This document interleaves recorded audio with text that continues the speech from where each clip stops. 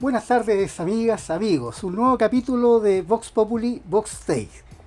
16 de diciembre del 2022. Jorge Luis Borges dijo alguna vez algo así como que hay una cosa de la que no se arrepiente nadie, y esa cosa es haber sido valiente. En esta oportunidad, y a propósito de esto, estamos con Javier Sandoval, consejero regional del gobierno del Biobío. Javier.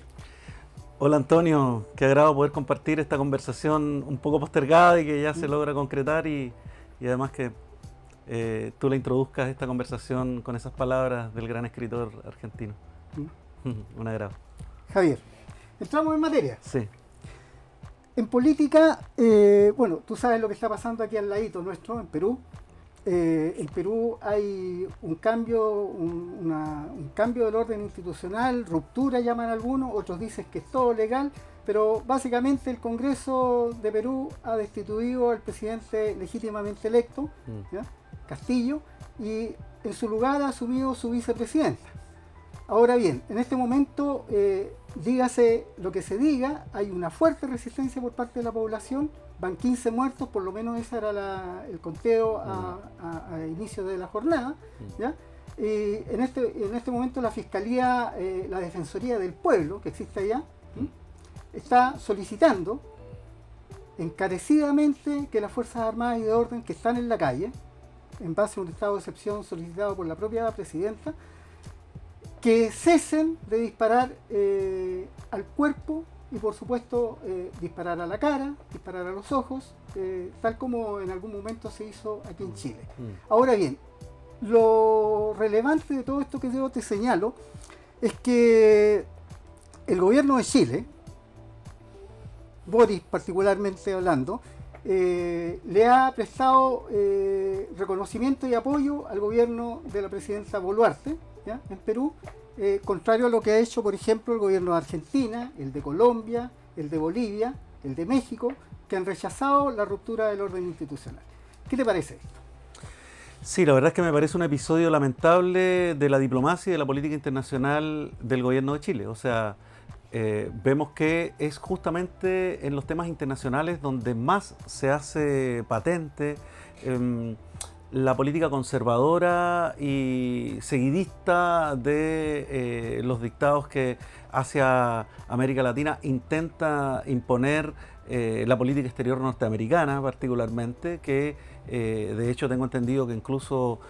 tiene en Perú una embajadora que trabajó para la CIA y que se reunió con el ministro de Defensa previo a este verdadero golpe que se está asestando a la democracia peruana y que merece todo nuestro repudio porque, como siempre, las víctimas están en los sectores populares, la masacre está hoy día en las calles, afectando al pueblo peruano, y la resistencia también está expresándose en esta medida. Solidarizamos con esos cientos de miles de peruanos, de hermanos latinoamericanos que están resistiendo esta intentona y esta ejecución golpista, que forma parte de los formatos que a nivel internacional viene impulsando particularmente el gran capital, las grandes transnacionales, a través de el poder en alianza, ¿verdad?, con el imperialismo, que han tenido otros repertorios de golpes blandos y en este caso lo combinan con un golpe propiamente tal. Siguiendo en la misma línea de lo que significa el actual gobierno de Chile representado por Boric. Boric llega a la presidencia en una reñida segunda vuelta. Bueno, en realidad la reñida fue la primera vuelta, porque en la segunda vuelta ganó cómodamente, con una serie de promesas, ¿ya? Que eran de larga data. Una era su oposición irrestricta al TTP-11, ¿ya? ¿Cómo se llama? Un golpe en la cara fuerte a cualquier atisbo de conductas de corrupción, dentro del ámbito de la política y a la consecuencia. Boric hablaba constantemente de la consecuencia que debiese haber entre las palabras y los actos. Sin embargo, teniendo la potestad, Boric rápidamente impulsa la discusión del TPP-11 en el Congreso, el cual es aprobado. Se dice que ahora en diciembre se hace efectiva, su ejecución, ¿ya? Como proyecto aprobado. Dentro de esto, Boric había dicho que esto no se iba a hacer mientras no se hicieran una serie de documentos anexos entre los gobiernos con los cuales entraría en vigencia este proyecto. Sin embargo, hoy día han dicho que estén o no esos documentos anexos, la ejecución del TPP-11 va, ¿ya? ¿Qué te parece a ti la inconsecuencia sostenida del presidente Boric, que lo hace en este momento ser uno de los presidentes con la peor evaluación de Latinoamérica? Yo creo que no podemos aceptar que se apliquen medidas tan funcionales a los intereses del extractivismo intensivo, del capital transnacional, de los grandes poderes económicos que se han hecho dueños, digamos, de el Estado y de las políticas públicas en Chile, en un gobierno que tiene una matriz programática que incluso explicita su vocación ecologista. Creo que no es aceptable, requiere una respuesta movilizadora, interpeladora, de organización social y socioambiental importante esta aprobación de un tratado que es nefasto para los intereses de nuestro país, para nuestra soberanía, para nuestro territorio, y que da cuenta de un gobierno pusilánime en estas materias, que retrocede permanentemente y que está entregando en definitiva parte fundamental de su programa no solo a los intereses empresariales de tipo, digamos, energético, inmobiliario, forestal, atendiendo a lo que sucede en nuestra región particularmente, sino que también a la vieja clase política que tanto cuestionó y criticó durante la campaña y durante la conformación incluso de su programa, de su proyecto. Creo que representa un retroceso en materias ambientales y en materias políticas también, lo que estamos viendo, y sobre todo es altamente cuestionable porque se trata de aquellos ámbitos en los cuales el gobierno tiene poder de decidir, tiene poder de determinar la pauta. Puede presentar o no presentar este tratado a un parlamento, además altamente cuestionado, altamente viciado en muchas de sus prácticas, y que a veces también aparece como excusa para no avanzar en determinadas materias. Pero hay materias como esta donde el gobierno sí tiene la llave, donde tiene la responsabilidad directa de hacerse cargo en forma coherente de los intereses que pretende defender o que dice defender y no lo está haciendo. Así que gravísimo. Otra de las cosas que había mencionado harto Boric en su campaña era el tema de una política de carácter nacional y fundamentalmente orientada a los intereses de nuestro pueblo, de nuestra patria, respecto del litio. El litio que va a tener una injerencia tremenda de aquí en adelante respecto del cambio de la matriz energética mundial,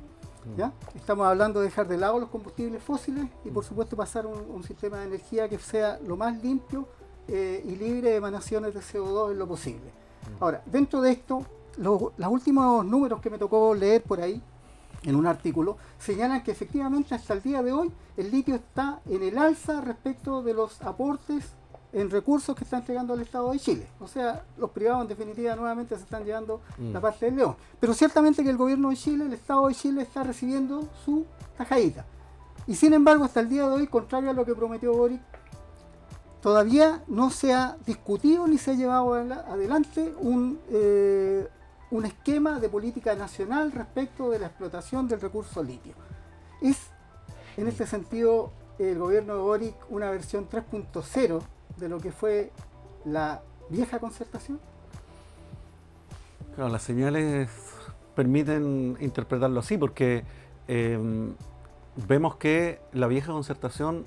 está copando gran parte del aparato del Estado, está pauteando gran parte de las políticas públicas, y esto se complementa con otras actorías que están en el Parlamento, en los gobiernos regionales, incluso en municipios, donde pareciera que la intención de sobrevivir, de sobrellevar, el gobierno lo está llevando a ceder prácticamente en todo a una agenda que no es la propia, que es la agenda de los intereses empresariales, que en el fondo es la agenda de la derecha o de las derechas. Y cuando esto ocurre en la negociación, cuando esto ocurre en la disputa política, pero además ocurre al interior del propio aparato del Estado, significa una capitulación. Y eso es lo que nosotros, desde el Partido de Igualdad, también desde la experiencia que me toca representar en nuestra bancada en el Consejo Regional del Biobío, permanentemente estamos tratando de revertir, porque creemos que es deber también de la sociedad civil organizada, de las organizaciones territoriales, de aquellos cargos públicos que estamos en los consejos municipales o en los consejos regionales, y en algunos casos incluso en algunas municipalidades, levantar como alternativa. O sea, estamos en un momento en el que se tiene que configurar una política que se oponga a esta línea que está impulsándose lamentablemente desde el Ejecutivo, desde el Poder Central, y que se diferencie y se distancie también de la pseudo oposición o la oposición política de derecha, que en el fondo lo que quiere es acelerar esta capitulación, acelerar el fracaso del gobierno para por un lado ganar dividendos políticos, pero también garantizar que estos intereses se consoliden y se consagren. Nosotros creemos que hay que frenar aquello y ocupar, digamos, las herramientas que tenemos para que esta situación no continúe, no se siga profundizando y podamos reponernos lo antes posible de una situación en la que estamos hoy día como sociedad y también como movimiento popular, digamos, que es de retroceso, que es también de debilidad y que también nos hace y nos lleva, digamos, a asumir autocríticamente y con la responsabilidad que se requiere el levantar una disputa de conciencias en la sociedad chilena para revertir estas medidas que se están tomando. Javier, hablemos de la igualdad ante la ley. Más o menos en términos, como una aproximación al tema que te quiero llevar ahora. El 14 de marzo de este año pasado, en una sesión en que estaba presente el gobernador y dirigentes opositores a la central Rucalhue, ahí hubo una agresión, porque eso fue en realidad, ¿ya? No podemos disfrazar las cosas. El gobernador regional, Rodrigo Díaz, fue agredido, se le lanzó una botella con agua, ¿ya? Por parte de una dama de las que estaban ahí presentes, oponiéndose al proyecto Rucalhue, Central Hidroeléctrica Rucalhue. Tú también estabas presente. Y a propósito de esta agresión, después Rodrigo Díaz salió en la televisión y por todos los medios, porque esto fue replicado además en los diarios, medios digitales, etcétera, etcétera, con declaraciones bastante destempladas respecto de tu persona. Uno se acusaba de instigador y de un montón de cosas más, ¿ya? Falseador de noticias, etcétera, etcétera, para terminar calificándote e igualándote con Hitler. A propósito de esto, tú pusiste una demanda por injuria de calumnia, la cual fue acogida, y fue acogida porque efectivamente tenía méritos. ¿En qué quedó esto? Sí, efectivamente. Bueno, aquí se produjo una situación insólita y altamente dañina también para el debate político democrático que tenemos que tener en la región. Es como que hubieran cortado la cinta de una película y la hubieran sobrepuesto. Primero ocurre el episodio que tú describes y automáticamente, reglón seguido, aparece todo eso reorientado, toda esa energía para responsabilizarme a mí de lo que había hecho, para incluso responsabilizarme de cualquier cosa que pudiera pasarle a su persona, porque esos fueron los dichos del gobernador. O sea, cualquier cosa que me pase, además, que le pase a mi seguridad, el responsable. Y además de una serie de descalificaciones, hacer un llamado que hizo a las fuerzas políticas regionales, a la institucionalidad, a los actores, en definitiva, de la agenda pública, a aislarme políticamente. Entonces es un intento de marginación política que calificamos como bastante sucio, porque como se pudo demostrar también en el juicio, no tenía ninguna relación con los hechos y con las causales, fue no solo antojadizo, sino que malintencionado, y demostró que una serie de cosas que ya venían sucediendo al interior del gobierno regional y que han continuado sucediendo con posterioridad, dan cuenta de una política descompuesta en la región y que es encabezada por la máxima autoridad de la región precisamente, quien tiene el poder y la responsabilidad de cautelar los estándares, ¿verdad?, del debate público y hacerlo con decoro, cuestión que no ocurrió entonces y que no ha ocurrido porque durante el juicio, digamos, que también tuvo sus pormenores, sería interesante hacer una descripción de cómo fue esto, pero durante el juicio no pudieron acreditar nada prácticamente, incluso el tribunal que finalmente no lo condena, digamos, lo absuelve, pero establece de que efectivamente las declaraciones no se condicen con los hechos o no venían al lugar, que fueron destempladas, que fueron exageradas, y hace ese reparo, digamos, que de alguna manera da cuenta de que no había una relación entre las cosas y que esto fue una maniobra, una jugarreta, digamos, que demuestra que siempre se puede caer más bajo y que siempre se puede jugar más sucio. A pesar de esto, nosotros dimos en el juicio la oportunidad de que el gobernador pudiera excusarse, ¿verdad? Que pudiera incluso ni siquiera se acercó a nosotros a lamentar, digamos, lo sucedido, sino que simplemente se mantuvo en lo que en definitiva también quedó acogido en la causa, que esto fue parte de una crítica política. Entonces es insólito, insisto, en que una crítica política pueda incurrir de esta manera en la falsedad, ¿verdad? Que se pueda, como hoy día está sucediendo en la sociedad chilena además, una política que se sigue descomponiendo, donde acabamos de ver incluso durante este año, porque este episodio se inscribe dentro de un año donde particularmente hemos visto la manera en que la sociedad se expone a una política basada en la mentira, basada en los fake news, basada en la manipulación de la información y en la desinformación, y aquí tenemos un ejemplo de cómo eso no es algo que ocurra lejos, extramuros, en el Parlamento o a nivel nacional, sino que lo tenemos acá ocurriendo hoy día en la política local, en el gobierno regional, y donde se han sumado otras malas prácticas que también hemos intentado denunciar y combatir en distintos planos. Fuimos a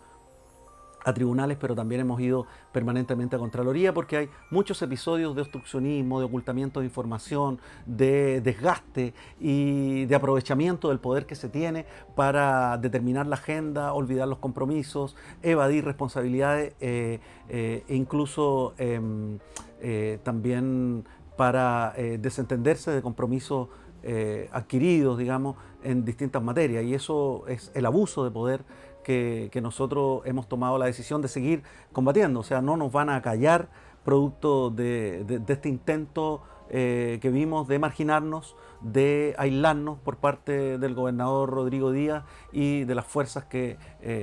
giran a su alrededor y que lo apoyan. Y que también permea un consejo regional, lamentablemente, donde hemos visto violencia política, donde hemos visto arbitrariedades, donde hemos visto servilismo con respecto a estas medidas antidemocráticas, y que da cuenta de problemas graves que hoy día hay en la gobernanza de la región y de esta entidad que es el gobierno regional, donde por un lado se favorece mucho, digamos, los intereses, los grandes intereses empresariales, está desatada la agenda en esa materia, pero por otro lado se enquistan estas prácticas y mecanismos de control y de encierro, ¿verdad?, de la participación y de la democracia incluso interna, para poder allanar esa agenda e impedir que la crítica política legítima, la que nosotros hemos levantado permanentemente, pueda avanzar. De hecho, es nuestra crítica legítima la que provocó este tipo de situación y de escenario, donde, bueno, él fue absuelto, pero al mismo tiempo podemos decir, como balance del año también y de esta confrontación tan desgastante, que intentó marginarnos, intentó anularnos, aislarnos, pero no lo logró.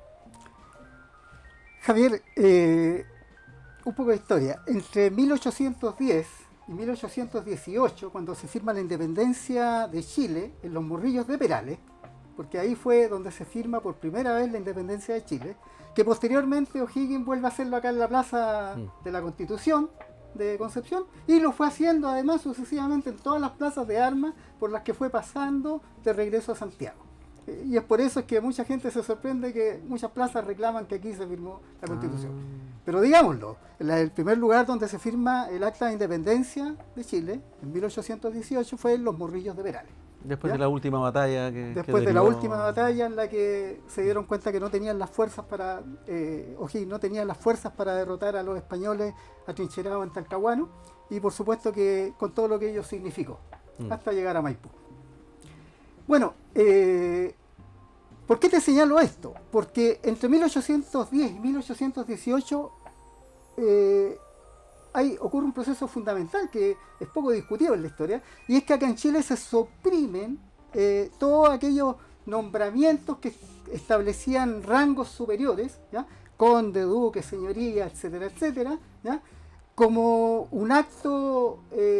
republicano, porque Chile aspiraba a ser república, ¿ya? Desde su inicio, ¿ya? En que en definitiva se aspiraba también a la igualdad ante la ley. Dentro de esto,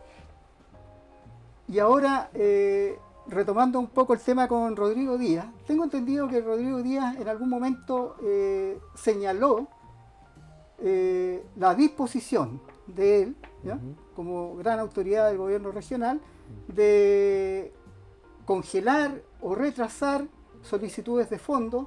en la medida en que no se le reconocieran los debidos honores a lo que su dignidad aspira, ¿ya? Casi como una suerte de Casimiro Marco del Ponte. ¿En qué quedó esto? Sí, ese es otro de los episodios lamentables de presión, de destemplanza, de coerción, incluso a otros actores y otras actorías institucionales o políticas de la región que mereció nuestro repudio y que nosotros no pudimos dejar de decir. La verdad es que nos parecía particularmente grave, además porque estaba relacionado con actividades inaugurales relacionadas con inversión en salud y en la provincia de Arauco. De Arauco. Sí, justamente una de las provincias cuyos servicios de salud tienen mayores dificultades para generar al día de hoy carteras de proyectos, a diferencia de otros servicios que tienen mucha más agilidad y proactividad y que logran adjudicarse más fondos regionales al menos, y que requiere por lo tanto más ayuda, y además donde la población gravemente empobrecida, atravesada por conflictos sociales de altísima magnitud, tal vez los más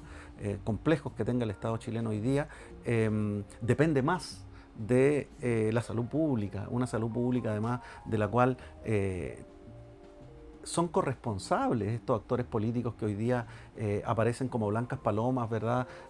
Reciclándose y apareciendo como independientes, como si nacieran a la política ayer. Estamos hablando de responsabilidades de coaliciones, tanto de la derecha como de la concertación, en que este sea el cuadro que hereda hoy día la región. Dificultades para generar proyectos, por ejemplo. Y a nosotros nos afecta, nos preocupa, nos parece grave que las discusiones se centren tan frecuentemente en el Consejo Regional y en este caso también en los dichos del gobernador, en cuestiones de protocolo, en cuestiones de forma. O sea que si se inaugura algo y no ponen a los consejeros en primera fila, eso representa una afrenta. O que no sea ¿cómo se llama?, invitados al corte de cinta, o que no estemos considerados protocolarmente, digamos, de la manera que a lo mejor legalmente está establecido, y que esta sea la respuesta. Ese tipo de cosas protocolares que nos parecen realmente secundarias no pueden estar en el centro de la discusión. Es la misma discusión que vimos ahora con motivo de la temporada de viajes que ha gestado el gobierno regional, el gobernador invitando a CORES, a delegaciones a Boston, Estados Unidos, a Barcelona, España, a El Cairo o a Egipto, y también a Israel, para ver temas que ni siquiera se deliberan previamente, que no tienen objetivos y agenda clara, que tampoco en muchos casos hemos recibido después retroalimentación, salvo en el caso de la actividad en Barcelona, y donde la gran discusión que se da en el Consejo Regional es por los cupos. ¿Quién va y quién no va? Y cuando se vota en contra es porque va el que no debía ir y tiene que ir otro. Ni siquiera esa discusión sobre idoneidad responde, ¿verdad?, a un verdadero interés. Y estamos hablando de mucha plata. Estamos hablando de 400.000 pesos, 500.000 pesos diarios por cada uno de los viajeros que va a estas especies de becas, ¿verdad?, que no se sabe qué sustento tiene y que a lo mejor podrían enfocarse de otra manera. Es mucho dinero, más pasajes, más estadía, más, qué sé yo, otro tipo de gastos. Entonces,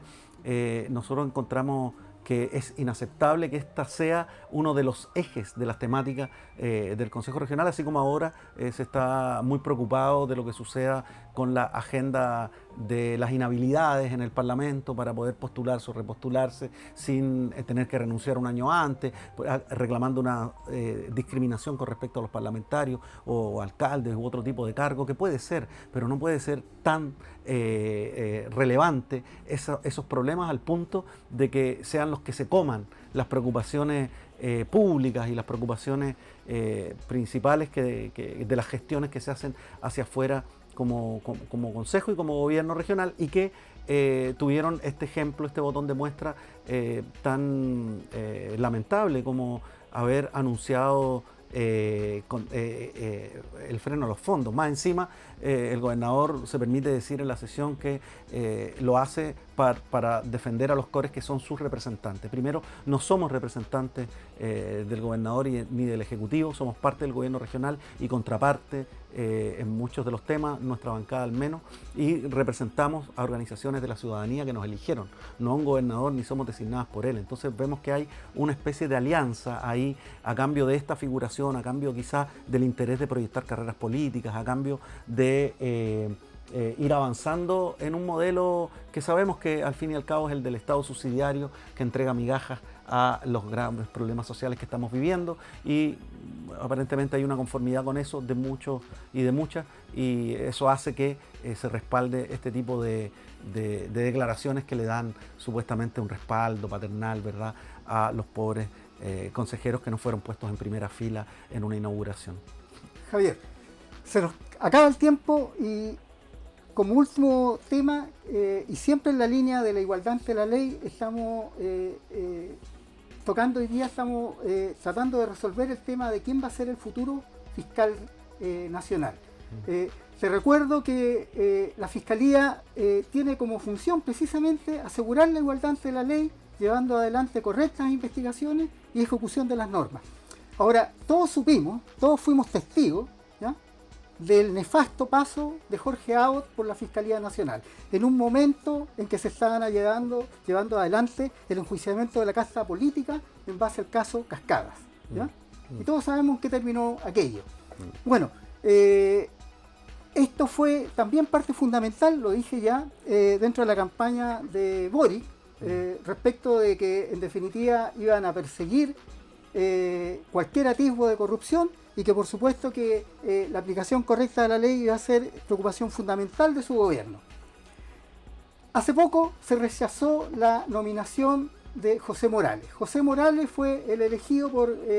Gabriel Boric para ser presentado a su ratificación al Senado de la quina propuesta por el Poder Judicial. José Morales, conocido como el Sepulturero, precisamente fue quien hizo desaparecer el caso Cascada, el caso de la corrupción de las farmacias y otras más, ¿ya? Bueno, fue rechazado. Hoy día se llenaron los nombres, se volvieron a llenar los nombres de la quina, y la nominada, en este caso una mujer por parte de Gabriel Boric, para ser ratificada o rechazada en el Congreso, fundamentalmente en el Senado, es Marta Herrera. Marta Herrera, que fue, hoy día se sabe a través de la difusión de algunos mensajes de WhatsApp, que fue íntima colaboradora en algunas cochinadas, digámoslo realmente, inclusive, ¿ya?, que se dieron dentro de la Fiscalía de Jorge Abbott, ¿ya? Un personaje, es la jefa del área de asesoría jurídica de la Fiscalía actualmente, pero fundamentalmente ella estuvo involucrada, ¿ya?, directamente en casos que tuvieron relación con el financiamiento ilegal de la política, pero además ella ratificó con su firma el acuerdo entre la Fiscalía y la Iglesia Católica chilena en el preciso momento en que se estaban investigando algunas delicadas causas precisamente de abusos de carácter de connotación sexual por parte de la Iglesia Católica. O sea, un acuerdo en que se le ofrecía a la Iglesia un trato preferencial, en que se le iba a informar del estado de las causas, por supuesto que bajo la mesa, etcétera, etcétera. Marta Herrera, la nueva nominada a fiscal nacional por parte del gobierno de Boric. ¿Qué te parece? Me parece pésimas noticias, o sea, estamos frente a comportamientos erráticos en términos de los nombramientos y de las postulaciones que realmente aparecen como inexplicables, porque tiene que haber una documentación previa, un conocimiento profundo, digamos, de cuáles son las cartas, y tiene que haber además un debate transparente de manera previa. O sea, creo que esto da cuenta de una urgencia muchísimo mayor que tiene que ver con avanzar lo antes posible un verdadero y genuino proceso de rediseño institucional del Estado que obligue, digamos, tanto al Ejecutivo como a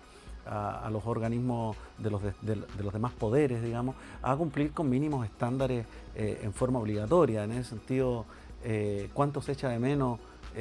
la necesidad, ¿verdad?, de poder contar con una propuesta constitucional que permita dar respuesta a esta descomposición que vemos hoy día en general en las instituciones y que parece que apunta a quedar bastante impune por ahora debido incluso a las salidas que se están viendo en estos últimos días con respecto de una clase política que se vuelve a asegurar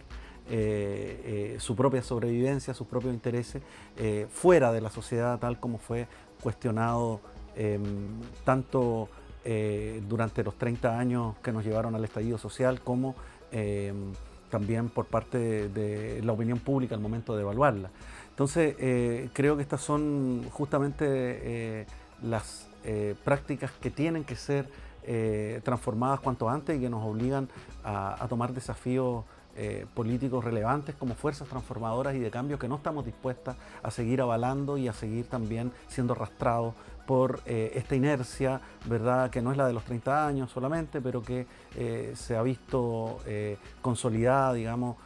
durante los sucesivos gobiernos y que vemos que no está cambiando como debiera ocurrir. Esto tiene un correlato también, por supuesto, en la región. Yo siempre trato de llevar la reflexión hacia los desafíos regionales y espero que a partir de las herramientas, de las políticas públicas que se puedan generar de manera local, de la articulación que se pueda producir entre movimientos sociales,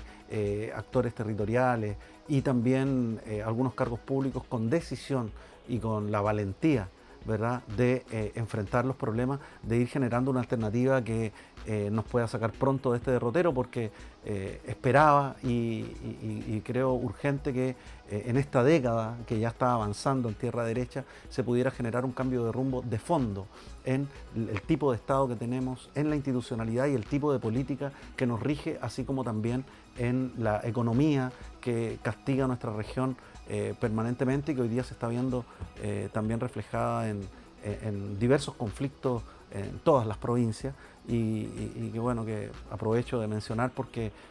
son vecinos y vecinas finalmente que con los pocos recursos que logran autogenerar de manera autogestionada, no a través del Estado lamentablemente, se ven en la obligación de enfrentar, judicializando justamente estos conflictos, y es lamentable que la contraparte, el Estado, el Poder Judicial, no esté, o las instituciones que cuentan con recursos para acompañarla, no estén poniendo en el foco esas problemáticas tan graves que las tenemos por montones aquí mismo. Los 3 puentes que están hoy día convertidos en 3 problemas en el río Biobío dan cuenta de eso. La situación en el río Andalién, donde los planos reguladores, el metropolitano en este caso, no les da respuesta, y así suma y sigue, los edificios de altura en el caso de los planes comunales y la densificación excesiva, y todo eso obligando a comunidades a judicializar, a ver qué acción toman, si hacen una denuncia, simplemente van a un juicio o van a un recurso de invalidación, eligiendo cuáles acciones tomar cuando deberíamos tener un Estado que los acompaña y que pone en el centro el interés común, cosa que no está sucediendo. Javier, bueno, se acaba la jornada y quedaron hartos temas bajo la mesa. Esperamos poderlos tocar en una próxima oportunidad, porque este tema de los planos reguladores creo que da para una discusión extensa. Sí. Tú lo mencionaste, 3 puentes que son 3 problemas. ¿Ya? Ahí te recuerdo que el puente Chacabuco, puente bicentenario, es un puente que, entre paréntesis, es un puente ilegal, es un puente que no debiese estar ahí. Te lo menciono, porque es un puente que no tiene el fundamento técnico que exige una obra de esa naturaleza, que es una evaluación de impacto vial. Esto está confirmado por documentos pedidos por solicitud vía ley de transparencia al Ministerio de Obras Públicas, y es así. El puente Chacabuco no tiene una evaluación de impacto vial que justifica su ubicación en ese punto. Sí lo tiene, sí justifica su ubicación en ese punto un proyecto particular relacionado a una ex alcaldesa y asociado, en definitiva, pero además apoyado en algún momento y de alguna otra manera quizás por el actual alcalde, quizás. ¿Sí? Pero lo cierto está en que el puente Chacabuco no debiese estar ahí, y hay sí un estudio de impacto vial, ¿ya?, que está relacionado con un fraude a la población de la región del Biobío, que se llama Proyecto Ribera Norte, financiado por el PNUD de las Naciones Unidas, ¿ya?, totalmente financiado, ¿ya?, y que en definitiva está violando los derechos de los residentes de la costanera, fundamentalmente de la costanera norte de Concepción Hualpén, inclusive Talcahuano. Mira, esos antecedentes, te voy a agradecer que podamos prontamente, digamos, poder conseguirlos, porque en este momento estamos hablando de una costanera donde hay comunidades que están sufriendo las consecuencias de esto. Aurora de Chile, imagínate, desalojos forzados, hoy día no pueden llegar ni siquiera a sus viviendas producto del abandono de la obra. Todo eso parte de una alianza público-privada donde los privados, cuando no ganan, simplemente se van, el Estado se desentiende y la gente es la que también queda abandonada, y lamentablemente es parte de un modelo, ¿verdad?, donde esta alianza funciona como un embudo y donde nadie se hace cargo de los fracasos, ni mucho menos de las incluso irregularidades que afloran. Y en el caso de los otros puentes que pueden tener sus estudios y sus RCA, estamos viendo que no consideran los impactos que hoy día están generando tanto en vecinos y pescadores en el puente industrial, como hoy día en la conectividad en el caso del puente ferroviario, por gusto de otro puente que está al ladito y que se hace más encima dando explicaciones que cambian todos los días para la suspensión que tenemos hoy día del servicio. Entonces todas esas son negligencias que lamentablemente no se les pone atajo, pero donde la comunidad, que es la que tiene que, lamentablemente, ya sea por la vía judicial u otra, tomar estas materias, está por lo menos empezando a articularse como vecinos y vecinas de Costanera, y además denunciando que cómo es posible que pasen estas cosas sin que se invierta debidamente en sus graves problemas de arrastre que tienen como vecinos, que además fueron capaces de urbanizar autogestionariamente la ribera, y que hoy día quienes se benefician de eso, bueno, se hacen muchos eventos, se hacen fiestas 18eras, se hacen rally, se invierten 9.000 millones de pesos en eventos de este tipo, que son deportes de elite y que no se traduce en beneficios para el territorio, y sin embargo no se invierte en estos habitantes que parecieran ser ciudadanos de segunda para el interés empresarial y lamentablemente también para el interés de las instituciones que los financian o que los avalan. Proyecto Ribera Norte, un proyecto que buscaba, a través del PNUD de las Naciones Unidas, convertir a aquellos ciudadanos, como tú bien los dices, de segunda, en ciudadanos de primera. De primera como todos, ¿ya? No primeros porque están antes que otros, sino que porque están iguales que otros. Proyecto Ribera Norte, un proyecto financiado por el PNUD de las Naciones Unidas, sepultado por el Ministerio de Obras Públicas, sepultado por el Ministerio de Vivienda, sepultado por la Municipalidad de Concepción, de Chihuayante, de Hualpén, de Talcahuano y de Huayque. Será hasta una próxima.